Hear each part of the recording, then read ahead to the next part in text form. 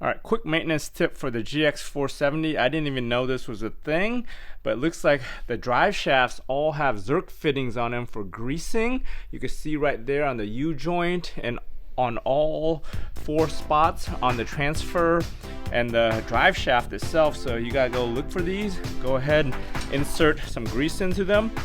What is recommended is you basically squirt enough grease in there to get the old grease out of the fittings and the joints.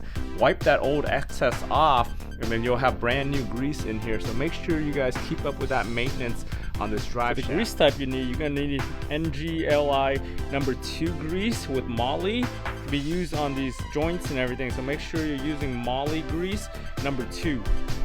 Reason why I didn't know there was zerk fittings and grease requirements for the drive shaft is this is an IS300 drive shaft here. This is your typical rear-wheel drive sedan from Toyota, and none of the fittings or joints on here have any zerk fittings or any grease requirements like on the GX470 and on the trucks. So that's why I didn't know the trucks needed. So usually before I start, you want to go ahead and just wipe the zerk fitting off, make sure everything's cleaned off of it.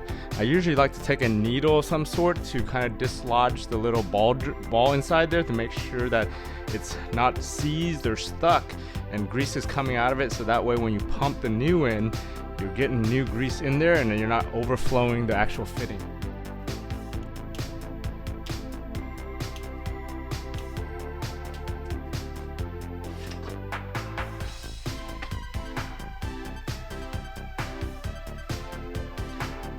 Once you pump about 5 times, you'll start seeing it come out of all the joints, and you're pretty much good there.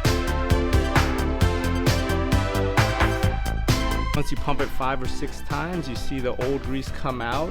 You can see it's a mixture of the old and the new grease by it being clear. Just go ahead, wipe off the excess so it doesn't sling everywhere, and you're good on that joint. Move on to the next, and you're pretty much finished with this simple maintenance.